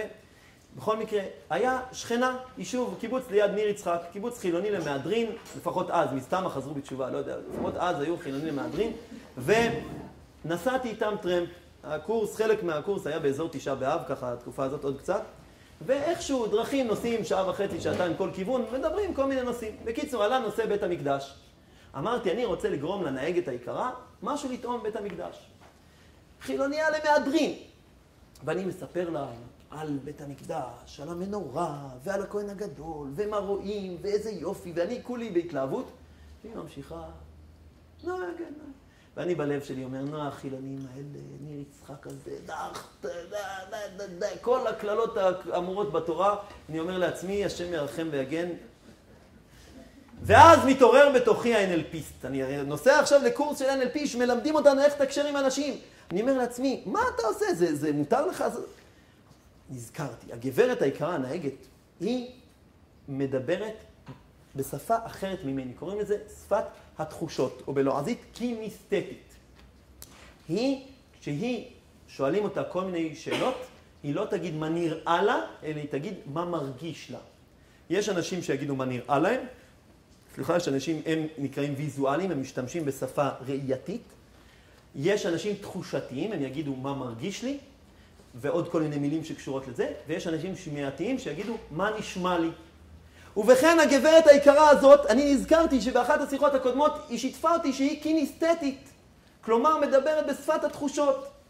ואני זוכר שגיליתי וזיהיתי, ואני יודע עד היום שאני ויזואלי מדבר בשפת התמונות, מה רואים. אמרתי, אוריאל היקר, בוא נראה. מה קורה כשמדברים עם הגברת הזאת בשפת התחושות? מה מרגישים כשיש בבית המקדש את כל המון העם שמגיעים לשם? ומה התחושה שלך, או מה התחושה שלך עם הריח של הקורבנות? ריח זה תחושה, כן? ומה התחושה של דם, שאתה מרגיש דם מתחת לרגליים? ומה התחושה שאופפת אותך כשיש שם כל כך... פתאום העיניים של הגברת, משהו שם זז, משהו שם קרה. אני אמרתי לעצמי, איך אומרים, חזרתי בתשובה על כמה לכלכתי על אנשי זה, ואמרתי לעצמי מה שלימדו אותנו רבותינו, השאלה רק איך לדבר איתם. זהו. מה שהם צריכים, כמובן זה טיפה שטחי, רק קינסתטי, ויזואלי, זה אני אומר, זה עיקרון, ב-NLP הרבה נשארים רק בנקודה הזאת גם, לדבר, זה דומה לדבר הקודם של שפת המילים, זה עיקרון, לדבר בשפה שלו, זה נקרא מערכות ייצוג. במערכות הייצוג שלו. אם הוא קולט, או אם היא קולטת חוויות, למשל, דוגמה שמשתמשים בתמיד, אנשים היו בחתונה. אז יש אנשים שהם יצאו מהחתונה, ועל מה הם ידברו? על האוכל. מה הם יהיו לפי החלוקה שאמרנו? תחושה, סוג של תחושה. יש אנשים שידברו על מה? על התזמורת. מה הם? שמיעתיים. ויש אנשים שידברו על הריקוד. נכון, ריקודים זה גם תחושה אולי. אני יודע מה, על הפלורוסנטים צורכן, תאורה. לא, על הפרחים. על הפרחים. מה הם יהיו? ויזואליים. אז אם אנחנו יודעים שבן אדם הוא ויזואלי, למשל, ונרצה להצטרף אליו, אז אנחנו נשתמש במילים ויזואליות, למשל, נראה לי, למשל, במבט אחר. יש רשימה שלמה של מילים ויזואליות, מילים תחושתיות ומילים שמעתיות, וזה דומה לדבר הקודם, אבל זה איזשהו ניואנס שיש לו עוד המון הקשרים נוספים, ואז אנחנו מדברים איתו בשפה שלו, מתקשרים איתו בשפה של, איך אומרים, במערכת הייצוג שלו, או שלה כאמור, ואז אנחנו יכולים להוביל אותם לאן שאנחנו רוצים. זה לא רק המילים, פה נקדתי המילים, העיקרון, לצורך העניין תישארו עם המילים זה גם טוב. זה גם מספיק טוב. המילים, לתאר את החוויות, נגיד מה שאמרתי על חתונה, אז זה לא רק להשתמש במילים על התזמורת או על זה. אם אני יודע שזה בן אדם שמיעתי, אז אני אזמין את השיח שלי איתו לנושא הזה. הם כאלה שהם מגוונים שיש להם? כן, נכון. הטענה שלי, אני לא יכול פה יותר להרחיב, הטענה שלי שזה הרבה יותר מורכב ממה שזה, רק ככה מלמדים את זה, אז לימדתי אתכם, זה עוזר הרבה, זה עוזר הפוקוס הזה. נכון שהחיים הרבה פעמים הרבה יותר מורכבים ממה שהם למדים בקורסים, כידוע יש משפט חזק שאומרים בשם רב אברום, שראובן ושמעון אף פעם לא באו לבית הדין. ראובן ושמעון אתה לומד עליהם בגמרא, אתה לומד בשולחן ערוך, הם אף פעם לא באו לבית הדין. בבית הדין תמיד יש דברים יותר מורכבים, אנחנו רואים את זה גם איך אומרים, בקליניקה, או איך שנקרא לזה, אף פעם ראובן ושמעון לא באים האנשים, איך אומרים, עם הדברים יותר מורכבים. כן, יש פה עקרונות חשובים שנכונים גם לראובן ושמעון וגם לאלה שכן באים. ואני רוצה לספר לכם סיפור קטן, דמיוני, על מישהו שהיה רגיל לא לאכול ארוחת בוקר. והוא היה רגיל לא לאכול ארוחת בוקר, ככה תקופה ממושכת. והוא היה עובד באיזשהו מקום עבודה, והיה מגיע לתוצאות בינוניות ומטה. ואז הוא התחיל לממן לכל האנשי מקצוע את הספה ואת האוטו ואת המשכנתה. למה הוא מגיע לתוצאות בינוניות ומטה? והתגלה שהוא באמת לא מצליח, משהו שם באופן לא ברור. והתחילו לדבר איתו על ההורים שלו, איזו ילדות שהייתה לו, שבכלל סבא וסבתא ניצולי שואה, אל תשאלו, שלא נדע. ברוך השם, אנשי מקצוע התפרנסו, כולם מבסוטים, אבל הבן אדם עדיין עם תוצאות בינוניות ומטה. ואז הגיע איזה מישהו קצת חוצפן, אמר לו, תגיד לי, איך מתחיל סדר היום שלך? ואז סיפר לו, הוא אומר לו, אני לא שמעתי שאמרת ארוחת בוקר. נכון, אני באמת לא אוכל ארוחת בוקר. למה אתה לא אוכל ארוחת בוקר? לא יודע. מה דעתך לנסות לאכול ארוחת בוקר? אולי זה ישנה משהו? לא עולה כסף. בוא ננסה. הפלא ופלא, אכל ארוחת בוקר, והחיים שלו חזרו למסלולם היפה והנחמד. למה אני מספר לכם את זה? כי יש הרבה מאוד דברים שהם ברמת הארוחת בוקר, שעדיף שאנשים ילמדו אותם בלי, איך אומרים? בלי להגיע למצב שהם לא אכלו ארוחת בוקר ועכשיו צריך לעלות מרבצם את סבא וסבתא שאני לא יודע מאיפה. תאכל ארוחת בוקר וכולי, הכל יהיה בסדר. אז פה עכשיו אנחנו מדברים על סוג של דברים שהם לצורך העניין, באחד הקורסים שאני מלמד יש מישהי שהיא מחנכת באולפנה, אז סיכמתי ללמד את הנושא הזה במפגש בוגרות הראשון אחרי שנת שירות שנייה, שנת שירות לאומי. נושא לצורך העניין מאוד פשוט, לא עמוק מדי, מסדר את הראש, חוסך הרבה מאוד קשיים. האם יש כאן מישהו או מישהי שמעניין אותו להכיר את הנושא הזה? לדעת מה הדברים הפשוטים, שאם תדעו אותם יכול לחסוך לכם הרבה מאוד בחיים? כן, זה מעניין אתכם? על כל דבר אתה שואל, האם תרצו לדעת? כן. זה קיים רק אצלך, זה מעניין, כדי שתכשיר את כל המרצים, רק אין לשאול. למה אני שואל את זה? אתם חושבים? למה אני שואל את זה? זה גם מעורר את הערנות, נכון? מה עוד? אתה עושה מודלינג, לא? מודלינג של מה? של מה שאתה עושה באימון. גם, נכון. כלומר, אם אני אדבר איתכם על משהו שלא מעניין אתכם, מה יקרה? אתם תפעקו, נכון? לא יזמין אותי עוד פעם. מה? כן, הרגשנו. אז הרב גור לא יזמין אותי עוד פעם. הוא יגיד, שיאמם לי את הקבוצה. עכשיו, אם אני אגיד לכם בקיצור, אם אתם אומרים שזה מעניין אתכם, לא אני אמרתי, אני שאלתי, ראיתם, זה כאילו משחק כזה, אתם לא מבינים אפילו מה הוא שואל, זה כאילו חלק מסתכלים עליו באיזה מבט, מה אתה רוצה בכלל. אז עכשיו אתם אמרתם שזה מעניין אתכם, אז דיר באלק אם מישהו ירדם מוח, אפילו יפהק. כי אתם אמרתם בעצמכם שמעניין אתכם. הבנתם? כשאנחנו מביאים מהבן אדם, זה החיים שלנו יפים ורגועים, וגם זה כיף לשמוע שרוצים לשמוע אותנו, מה יותר כיף מזה? טוב, אז עכשיו אנחנו עם איזושהי הרצאה, ככה קצת מעניינת, או שונה, או לא יודע מה, בוא נראה. ארוחת בוקר, דברים פשוטים. יש אנשים שאומרים שהבעיה שלהם שאין להם הצעות. שמעתם פעם את הטענה הזאת? כן. לא. כן. לא שמעתם. יש כאלה שאומרים שאין להם הצעות. רק בתחום הזה. עוד אין תחום, עוד לא שמעתי על תחום, כגון. בן אדם שמחפש עבודה, אף פעם לא תשמע שהוא מתלונן שהבעיה היא שאין הצעות עבודה. למה יש? ודאי ש... אני אסביר. רוב האנשים שמחפשים עבודה עושים את הפעולה הפשוטה והמייגעת מאוד, שקוראים לה לשלוח קורות חיים וללכת לראיון עבודה. הם לא מחכים בבית שיציעו להם. בודדים מחכים. האנשים המאוד מאוד מוצלחים גם באמת רודפים אחריהם בודדים, זה גם במקצועות מאוד מסוימים. למשל אשתי היא מחנכת ובבני דקלים מחפשים מחנכות, אז גם אם היא לא הייתה מאוד מאוד מאוד מוכשרת כמו שהיא, היו מחפשים אותה. מה לעשות שהיא גם מאוד מוכשרת, אז בוודאי מחפשים אותה ומתקשרים אליה ורבים עליה בית ספר הזה ובית ספר הזה, ועלי יניח צדיק ראשו וכו'. זה לא רוב המקרים, זה מחנכת, זה אשתי וכו'. רוב האנשים מחפשים אותה, הם צריכים לחפש.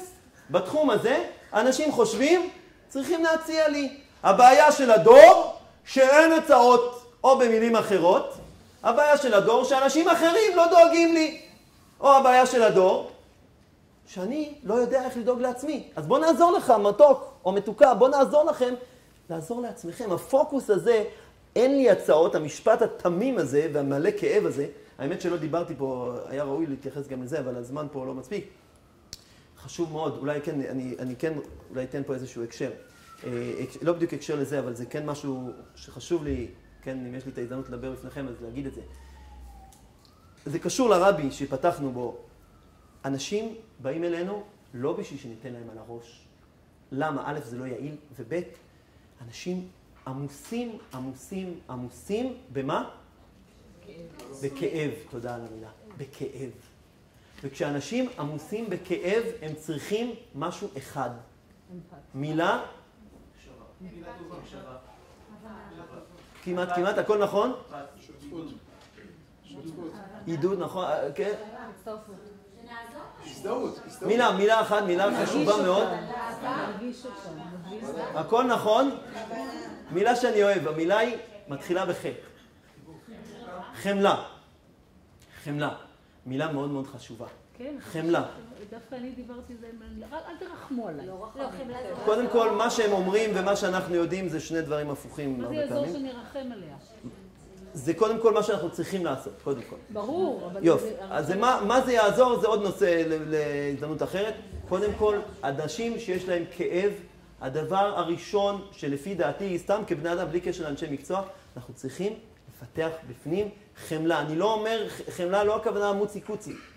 הכוונה קודם כל משהו פנימי בתוכנו. חמלה, הבן אדם כואב לו. אם עכשיו אני אתן לו על הראש, תגיד לי, למה לא פגשת את האי? אז מה אם היא שמנה מדי? זה לא חמלה. חמלה זה, אני לא ידגים כרגע כי אין לזה כל כך מילים. זה קודם כל משהו פה, מאחורי הראש. מה? הבנה. זה מתבטא בהמון המון דברים, החמלה הזאת. זה מתבטא בהמון דברים. זה קודם כל משהו שאנחנו רוצים שיהיה לנו פה, קוראים לו חמלה. אנחנו לא בטוח שאולי המונחה או המונחה או הלקוח, או שנקרא לזה, לא בטוח שהם ידעו אפילו, אם הם לא מדי מזה, הם ירגישו משהו אחר. הרבי שמה זה לא מודגש החמלה שלו, זה לפי דעתי מאחורי הקלעים. זה שהוא מצליח להיות בגישה הזאת, זה קשור לזה שיש לו חמלה.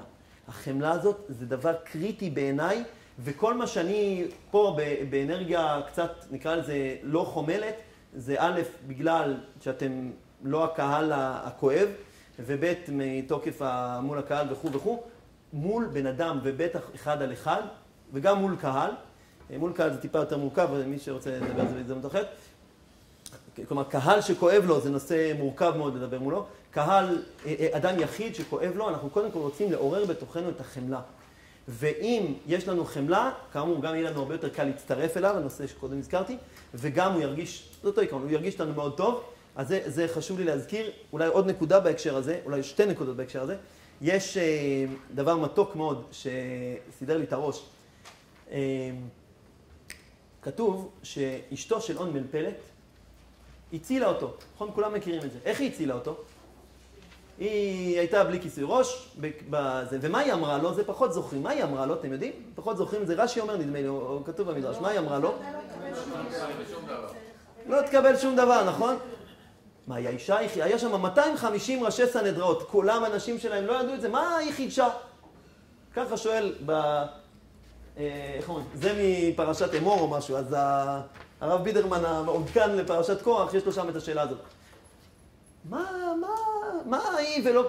הוא אומר שם בשם מישהו, הוא אומר, לפעמים הדברים הפשוטים, אנשים שוכחים אותם. בלהט, כל מה שהיה שם, לא נכנס עכשיו לכל זה, כל מה שהיה שם, בלהט הזה, לפעמים הדברים הכי פשוטים, כולם שוכחים אותם. זה סידר לי את הראש, אחרי זה מי שאמר, גם כתוב כמובן במסילת ישרים, הדברים הפשוטים ראוי לחזור עליהם, כי אני מוצא את עצמי לפעמים, אומר לאנשים דברים כל כך פשוטים, כל כך פשוטים, אני אומר לעצמי, בן אדם שילם לי כל כך הרבה כסף בשביל לשמוע שקשר נבנה לאט לאט. הנה, אמרתי לך את זה עכשיו חינם, למה צריך לשלם לי אלפי שקלים בשביל זה? לפעמים זה מטריד אותי. אז זה סידר לי את הראש, ככה הייתי כל הזמן עם העניין הזה, אז סידר לי את הראש. לפעמים אנשים לא מצליחים את הדברים הפשוטים, הם צריכים אותנו להגיד להם את הדברים הפשוטים. מעולה. אז לכן, אני אומר את זה, א', כי לפעמים אנחנו אומרים דברים פשוטים. רציתי עוד נקודה רק להגיד בהקשר שאנשים לפעמים צריכים, ואמרתי את זה ככה, אנשים מרוב כאב לפעמים הם לא מצליחים לחשוב על דברים הפשוטים שנגיד להם, זה מהדוגמה שרציתי פה. עוד נקודה חשובה בהקשר של החמלה, דבר שבעיניי הוא ממש חשוב מאוד להבין אותו, אנשים, השיח המודע שלהם דומה לבני ישראל במצרים. אומר הנציב מוולוז'ין משהו כזה, בני ישראל שהיו בוולוז'ין, שהיו במצרים, מחילה, אז הם, כתוב שם משהו, וידע אלוקים. מתחיל הפסוק, וירא את עניינו, וזה וידע אלוקים. הוא אומר משהו שם, בסגנון הזה, אני לא מדייק במילים. בן אדם שהוא נולד עבד, תחשבו אחרי 210 שנה, הוא עבד, אבא שלו עבד, סבא שלו עבד, כנראה גם סבא רב, הוא בכלל לא יודע מה זה להיות בן חורין. הוא לא יודע מה זה. הוא לא יודע כמה כואב שאתה עבד ולא בן חורין. הוא מעולם לא חווה את החוויה הזאת. מה יש לו לבכות? הוא לא יבכה שהוא לא בן חורין. זה וידע אלוקים. זה קשור נדמה לי, הוא אומר לאברהם, יצחק ויעקב. הקדוש ברוך הוא יודע מה זה עם ישראל. יש שם בפסוק נדמה לי כתוב, ויזכור את אברהם, יצחק ויעקב, אני לא זוכר כרגע. ואז הקדוש ברוך הוא, זה הוא יודע מה זה עם ישראל, הוא יודע מה זה בן חורין של עם ישראל, והוא יודע מה זה באמת הכאב הזה. אתה לא יודע. אתה בסדר, עובד עבודות גברים, עבודות נשים, לא מזלזל, זה, אבל הוא אומר, הקדוש ברוך הוא יודע הרבה יותר ממה שהם יודעים. אני אומר, אותו דבר, הרווקים, זה טיפה ניואנס בין רווקים לגרושים, יש בזה מה להרחיב, הם לא יודעים אפילו מה חסר להם. ואז יש איזה שיח כזה, כאילו, אוקיי, אני הכל בסדר איתי, עזוב אותי, אני בסדר. אני לא כל כך נורא, לא נורא, עוד לא התחתנתי, לא נורא. כאילו, אז אני אומר, גם יש בזה לפעמים הצגה כמובן, לפעמים יש בזה משהו אמיתי. בן אדם אמיתי, הוא פשוט לא חווה מעולם את החירות שקוראים לה זוגיות. מה אנשים חושבים? זוגיות זה כבלים, כבלים. כן. אם הוא רווק 20 שנה, 30 שנה, 15 שנה, 5 שנה, לפעמים גם שנה, הוא לא מכיר מה זה, הוא לא יודע מה זה החוויה הזאת. נכון, זה לא דומה. בכל מקרה, אז אני אומר שאמרתי את זה רק ככה כדי לתת הקשר, אנחנו לפעמים נגיד לאנשים דברים פשוטים מאוד, בלי שהם, איך אומרים, בלי שהם לבד הגיעו אליהם, בגלל הכאב שהם עמוסים בו, ובגלל שהם גם אפילו לא תמיד מודעים עד היכן מגיע עומק כאבם. סליחה, אני חושב שאני קצת חולק עליך. אתה חולק עליי. אם אנחנו נתחיל פה עם מחלוקות, לא נגמור. מחילה. רגע, אני עוצר אותך, מחילה מכבודך, אני לא פה להתווכח. אני אגיד לכם רק משפט אחד, שאני אומר על ענייני ויכוחים. 90% מהוויכוחים לא שכנעו אחד את השני, 100% מהוויכוחים לא חיברו אחד לשני. אני אומר את זה לאנשים על דייטים. אם אתם מתווכחים, ייתכן 10% שתצליחו לשכנע, 10%, 100% זה לא יקרב ביניכם. אז לכן, אני מציע, אם אתה רוצה, לא, היום אני לא יכול גם אחרי, אבל לצורך העניין, בפעם אחרת, אם אתה רוצה להתווכח איתי, אתה מוזמן לנסות. בכל מקרה, אז כל מה שאני אומר, מה שנקרא נקנה בדם וכו', אבל אפשר גם ללמד אותי דברים חדשים שעוד לא ידעתי, אני משתדל להקשיב, ולא תמיד מצליח, סתם, נושא אחר. בכל מקרה, לענייננו, אז מחילה מכבודך, בסדר, אני מוכן, כן? כי פשוט אם נפתח פה זה, אני לא... אז אנחנו רוצים עכשיו בזריזות רבה להגיד לכם ארוחת בוקר. מה צריך לעשות בצורה הכי פשוטה? אחד, קוראים לו הגדלת הזדמנויות. תודה רבה, תבורך מפי אילון, ברוך אתה, אדוני, אלוהים מלך העולם שהכל נהיה לדור. הבאת לי את זה? יפה מאוד, דברים הקטנים שלא כולם חושבים. דרך אגב, אני רוצה רגע משהו קטן, לפני שאנחנו זה, אני רוצה רגע שכל אחד מכם, להזמין אתכם למשהו קטן, סשן קצר מאוד, תחשבו על משהו שאתם רוצים בחיים שלכם ממש היום, היום הזה, יום שלישי הזה שאנחנו נמצאים, משהו שאתם רוצים ועוד לא השגתם. להקטין את הקירור, יפה. ותחשבו על משהו קטן.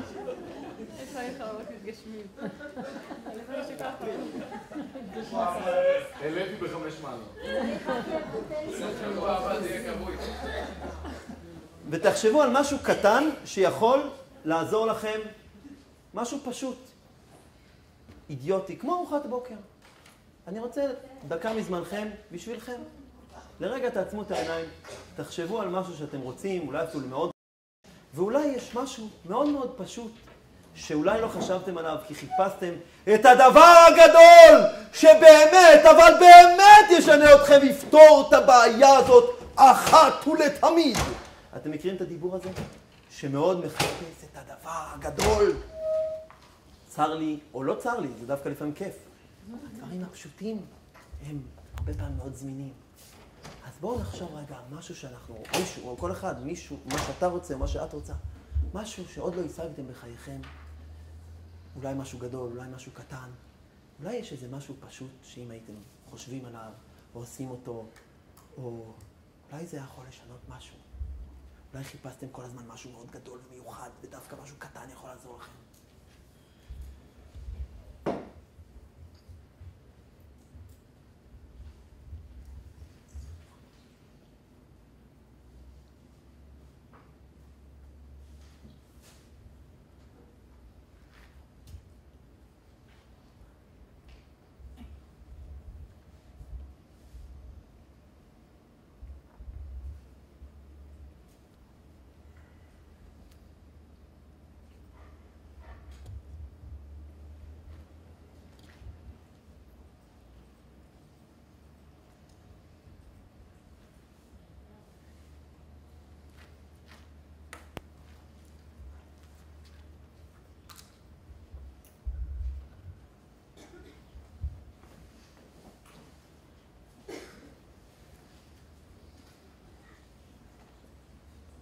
יש לי. יש לכם? יש פה מישהו או מישהי שהצליחו לחשוב על משהו כזה? אם הצלחתם והיה זה שכרי כאן, אם לא, אתם יכולים לעשות את זה גם בבית, זה גם טוב. אנחנו עכשיו עם כל מיני דברים לכאורה פשוטים, לחלקכם הם יהיו חידושים יותר או פחות, אני רץ, בסדר? רץ. הגדלת הזדמנויות, כאמור דיברנו, אומרים לו, פשוט תעשה. תפעל, אל תצפה שמישהו אחר יעשה את זה, אמר את זה יותר טוב מאיתנו, רבנו הגדול הלל הזקן, אם אין אני לי, מי לי? לצפות שאנשים אחרים יפעלו בשבילך, זה מאוד מאוד נחמד, נכון, רחמנים, ביישנים, גומלי חסדים, אנחנו אומה של צדיקים, הכל מצוין. הצדיקים האלה בדרך כלל יש להם גם, אנחנו רוצים לחשוב שיש להם אישה וילדים שהם קודם כל רחמנים, ביישנים, גומלי חסדים כלפיהם, ועד שיהיה להם זמן לחשוב על ההצעות עבורך, ייקח זמן. אז מה? למי תלך? מה תעשה? אני רוצה להגיד משהו על השאלה הזאת. אני כמעט יכול להגיד, אני אומר בזהירות, כמעט ב100% של המקרים, אנשים שמגיעים אליי ועובדים, נגמרת מהעניין שלהם השפה אין לי הצעות. נגמרת. גם אם זה מה שהם באו בהתחלה, שזה הרוב, כלומר, בגדול אנשים שבאים אלינו מחולקים לשתיים, אלה שאין להם הצעות, או ליתר דיוק אין להם הצעות רלוונטיות, או אלה שנמצאים בתוך קשר ולא הולך. זה הכללה. כמובן יש עוד הרבה מקרים, זה הכללה. אלה שהם באים עם הסיפור שאין לי הצעות רלוונטיות, כמעט ב100% של המקרים, מאוד מהר לא מספרים לי את הסיפור הזה. פתאום מגיעים הצעות. איך זה? אני אגלה לכם סוד קטן. אני מאנשים שמאוד משקיעים בחיים שלי בהרבה הקשרים. כמעט ב100% של המקרים אני רואה תוצאות, כמעט ב100% של המקרים לא בכיוון שהשקעתי. לצורך העניין, למשל,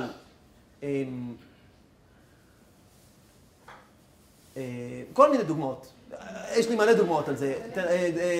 פשוט הדוגמאות שלי הן טיפה, לא יודע אם רלוונטיות עבורכם. אתן לכם דוגמה הכי פשוטה.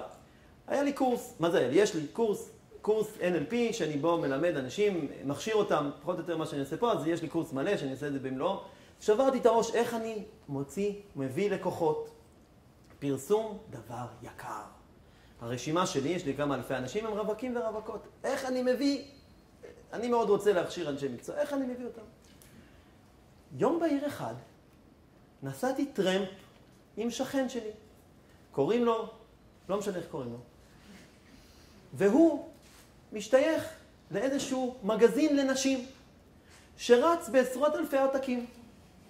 ושאל אותי מה אני עושה, ומה אני זה, ומה אני זה. ואז הוא אמר לי, אולי נעשה איזשהו שיתוף פעולה שהמגזין לנשים האנונימי יפרסם את הקורס האנונימי של אוריאל.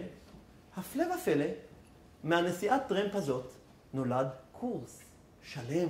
אמנם באו עוד נשים וכל זה, בלי אותה נסיעת טרמפ לא היה קורה. אולי, אני חושב שצריך להוסיף, בלי כל ההשקעה שלי לפני כן לכל הכיוונים, או שלא הייתי נוסע איתו טרמפ, או שזה לא היה קורה. הקדוש ברוך הוא, אם ירצה, ראה אותי משקיע לכל הכיוונים, הושיע אותי ממקום בלתי צפוי בעליל. בעליל. כמובן זה לא נגמר בטרמפ, אחרי זה נפגשנו פה עכשיו זה.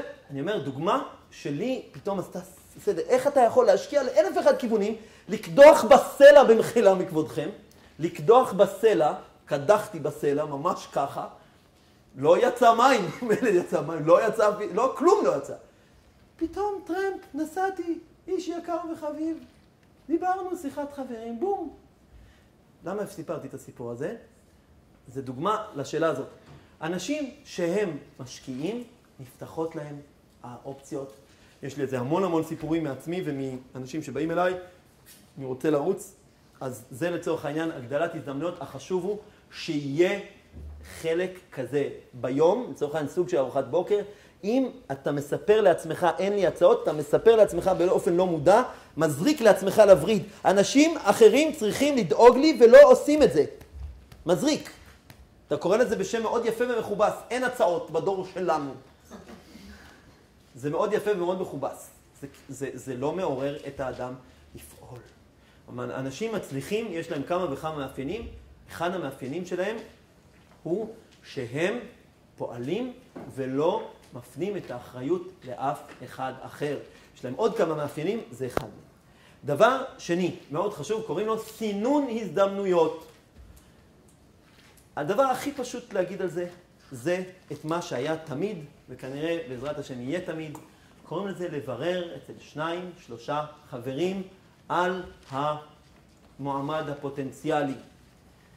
מה לשאול ואיך לשאול, צריך להרחיב על זה. הדבר החשוב ביותר זה מה שמטריד אותך או אותך. מה שמטריד אותך בזמן הפגישה והדייט, שבגלל זה אתה מגיע לפגישות והדייטים כמו ועדת חקירה לא מודעת, כל זה תעשה מתי? לפני. כמה פשוט וכמה לא עושים את זה. כי זה לא מקובל, כי זה לא יודע מה, כל מיני סיפורי סבתא, שאני שוב לא רוצה ללעוג, זה כל כך חבל. אתה מגיע לפגישה, איך אומרים, אצל החרדים, כולנו מכירים את זה, פעם מישהו אמר לי, זה הכי פשוט, אבא ואמא עשו את הכל, מה שנותר לבני הזוג זה רק להתאהב אחד בשני. כמה כיף, רק להתאהב, זהו. הכל ההורים פתרו לנו, רק להתאהב.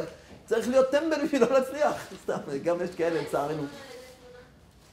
מה עם סינון על ידי תמונה?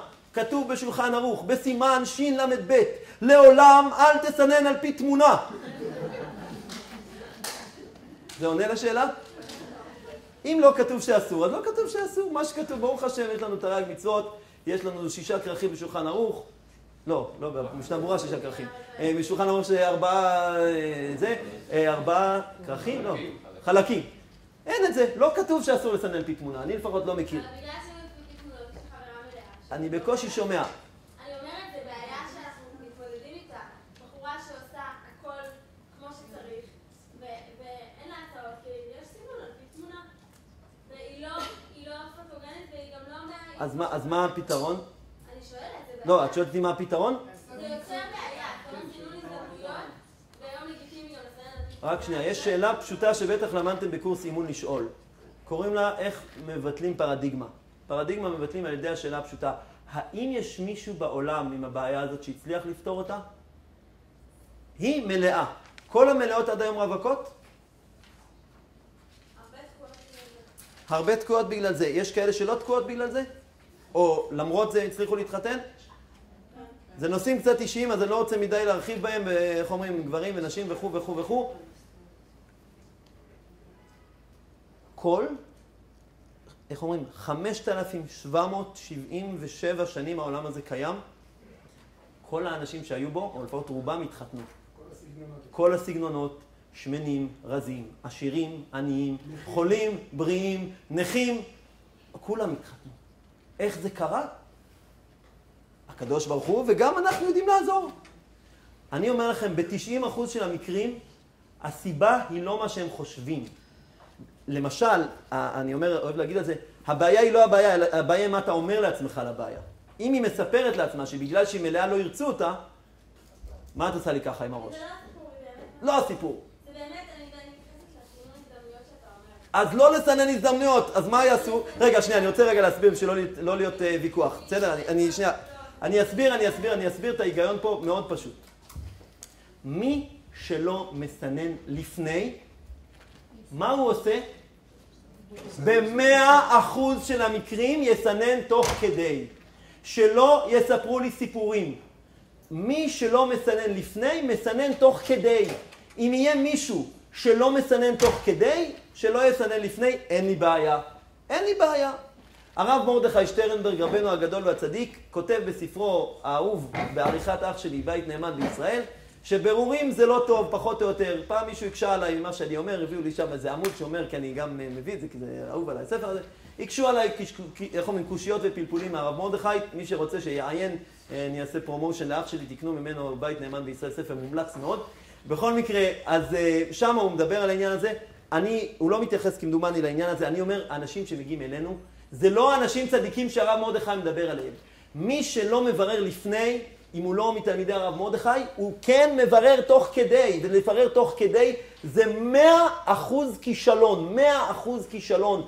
אם מישהו, אני מסתכן רגע במשהו, אם מישהו כאן מכיר מישהו שבא לפגישה, שהוא מברר, בוחן ובודק תוך כדי, והצליח להתחתן עם אותה בחורה, שיקום. אני חוזר על הבקשה. אם יש כאן מישהו או מישהי שמכיר מישהו שהגיע לפגישה, בוחן ובודק גנזי נסתרות, מה שנקרא. בחן, בדק כמו שמקובל, והצליח להתחתן עם אותה בחורה, שיקום. אתם מכירים מישהו כזה? אני מכיר רבים, אבל בגיל צעיר.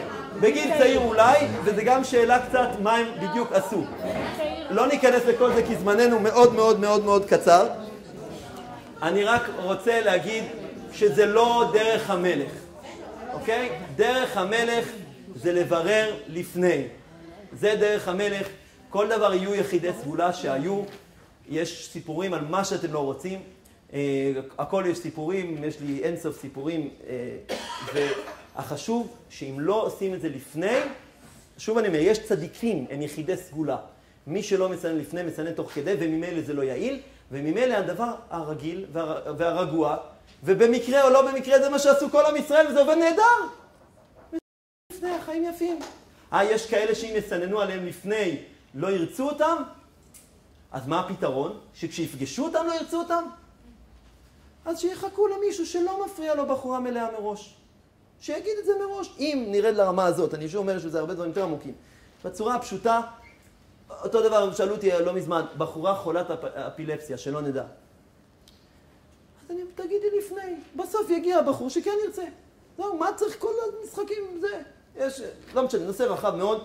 אני אומר, החשוב כרגע שיהיה את החלק הזה, אמרנו ארוחת בוקר, שיהיה את החלק הזה. אני אומר לכם כמה שזה נשמע אולי לחלקכם בנאלי וטריוויאלי, יש הרבה אנשים שסתם נופלים על השטות הזאת. כי אם בן אדם מגיע לפגישה, אולי עוד נקודה שחשוב להוסיף פה.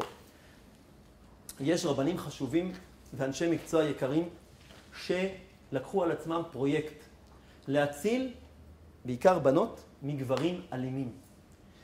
כי מצאו שאם יש פה עכשיו נגיד 20 גברים, 7, 1 מ3 אלימים מילולית. עוד 7, לא, סליחה, בתוך 7 הם או אלימים מילולית, או אלימים רגשית, או אלימים פיזית. בואו ננסה לראות. עכשיו, אם בחורה מגיעה לפגישות, וכל 1-3, כלומר סטטיסטית, 1-3 היא פוגשת, הוא נמנע על קהל האלימים בישראל, סיכויי ההצלחה שלה להתחתן, מה לדעתכם הם? 1-3. במקרה הטוב 1-3. אני אומר, בחורה שבאה כמו אנטנה, יכולה במקרה הטוב להצליח לתפקד כמו אנטנה. לא יכולה לתפקד כמו בחורה. מחילה שאני אומר את זה, יסלחו לי כל הרבנים הצדיקים, ובאמת, לא יודע אם להגיד עפר אני לרגליהם, אבל זה טעות בלהבין איך המוח עובד, זה טעות. אני לא אומר שלא צריך להציל נשים מאלימות, יותר צריך להציל אותה מרווקות. זה אני בטוח. יותר צריך להציל אותה מרווקות, הדבר הזה הוא חשוב ויקר. יש על זה, אני דיברתי, יש לי מישהי באחד הקורסים שלי שהיא עובדת במחלקת אלימות בעירייה, היא הסבירה לי מאוד טוב איך באמת צריך להציל בנות מאלימות, זה פשוט טעות הדבר הזה. אני אומר את זה, כשאני אומר סינון הזדמנויות, אחד הדברים המאוד פשוטים שזה עושה, אם ביררת על בן אדם שיש לו משפחה נורמלית, מה שקוראים נורמטיבית, אני לא אומר שאין אלימות במשפחות הטובות ביותר, תמיד אומרים את זה וכל זה, מדגישים את זה בכל מקום, הטובים ביותר וכו' וכו' וכו'. נכון, עדיין, אם יש לו 2 הורים נורמליים ואחים נורמליים שהקימו משפחות נורמליות, בדרך כלל גם הוא יהיה נורמלי. נכון שיש גם שלא, זה מרגיע. אם בחורה לא עושה את זה לפני, כי זה לא נעים ולא נחמד ולא יודע מה, אז היא תבוא כמו אנטנה. ואם באה כמו אנטנה, אז היא תקלוט מצוין דברים של אנטנות. בסוגריים, אם נידבת לנו נתונים סטטיסטיים על האוכלוסיית הגבוהות, אתה יכול לספר על אלימות של נשים גם? אלימות, אני לא יודע נתונים בכלל, אני יודע שהדברים מנופחים עד אין קץ, משתמשים בכל מיני נתונים, למשל, אלימות שמים באותה קטגוריה, אלים רגשית, אלים פיזית ואלים מילולית. אותה קטגוריה. מה זה אלים רגשית, למשל? מה זה אלים רגשית?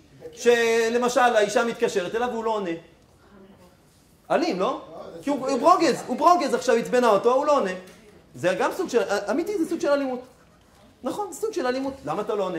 תענה. אתה עצבני, אז מה? תענה. למה אתה אלים? לא ישאל פה אף אחד.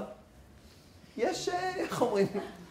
יש כאלה, זה בטח לא שייך לאותה קטגוריה של אלים פיזית ואלים זה ואלים זה. מה? מה היחס בין כל זה? כן, בקיצור, אני אומר, זה נושא מאוד רחב, יש הרבה להרחיב בזה. שורה תחתונה, הדרך הפשוטה, אני אומר ארוחת בוקר, כי זה כל כך פשוט. זה מושיע מכל הדברים האלה, רק צריך להסכים לעשות את זה. אני לפעמים מתחנן לאנשים שיעשו את זה, כי זה כל כך פשוט. פשוט לברר לפני, זהו, לא חידשתי כלום, לא עשיתי שום טיפול ושום כלום. חינם, כך, תברר, זהו. 2-3 טלפונים, ירגיעו את העניינים האלה.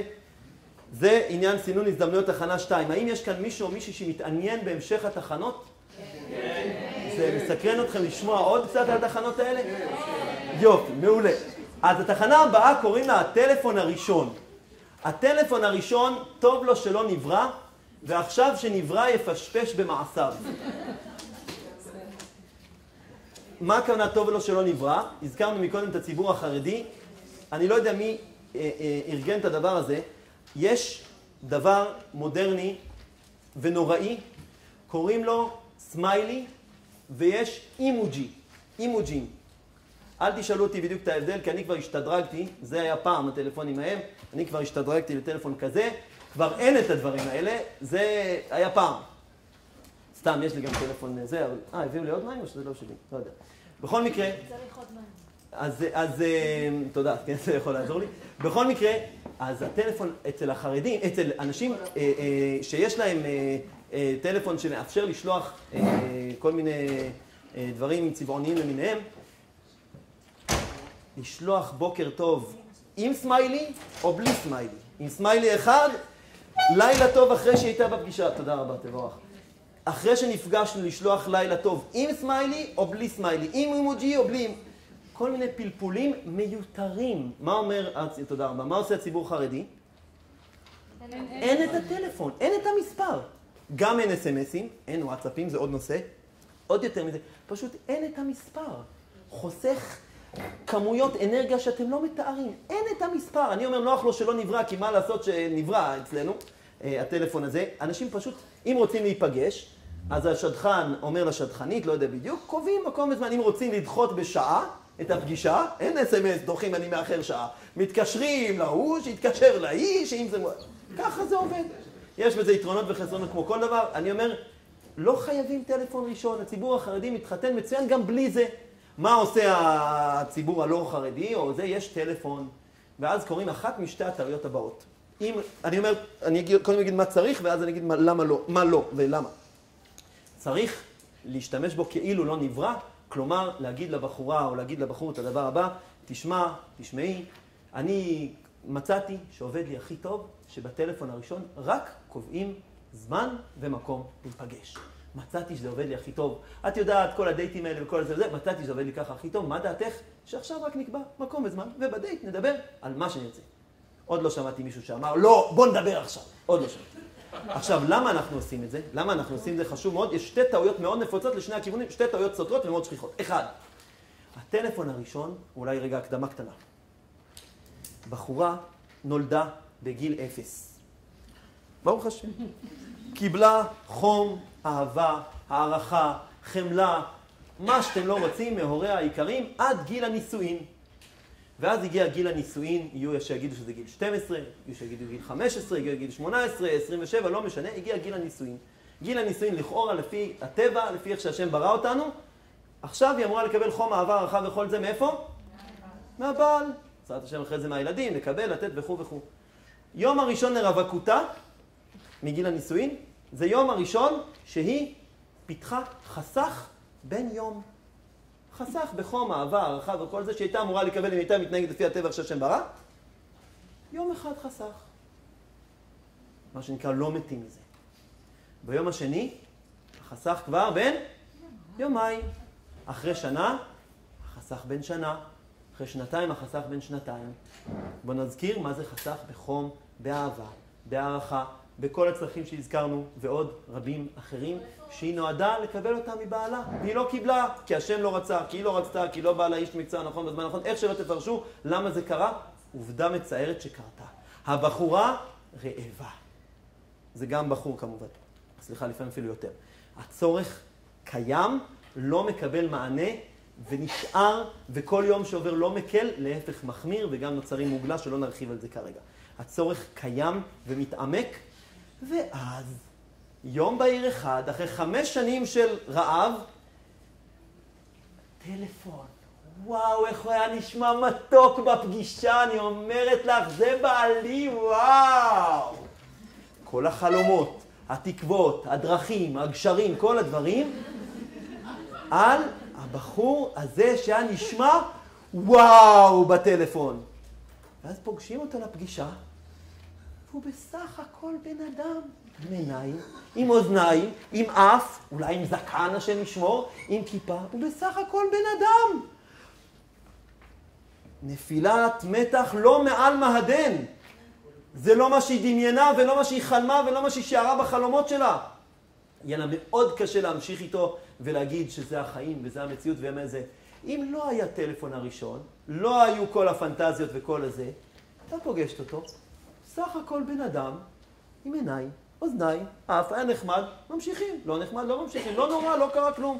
סכנה ראשונה, התלהבות יתר בטלפון הראשון. סכנה הפוכה, המין הגברי ידוע לשמצה כמין לא תקשורתי.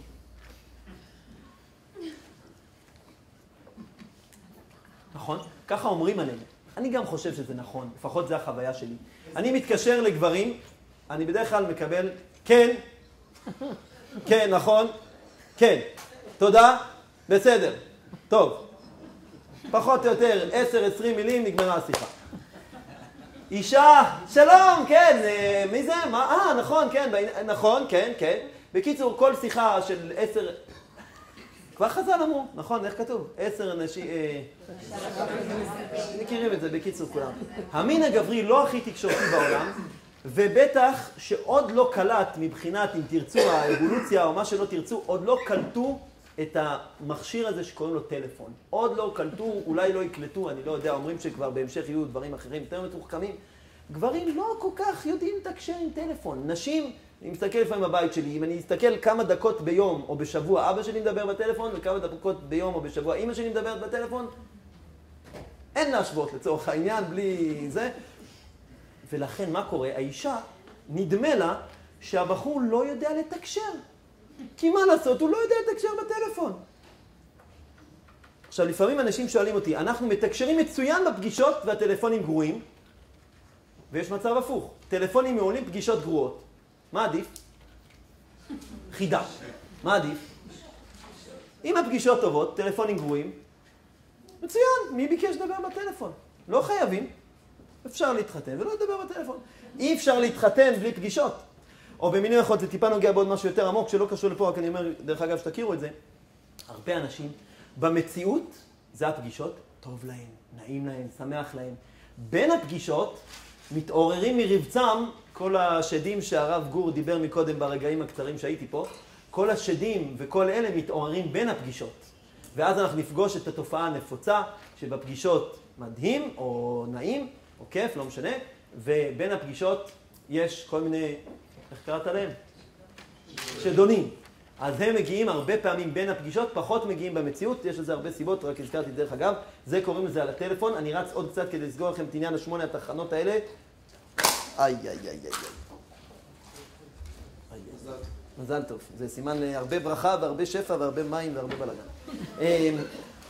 עכשיו, אחרי הטלפון הראשון, מגיע סוף סוף הרגע המיוחל שחיכינו אליו.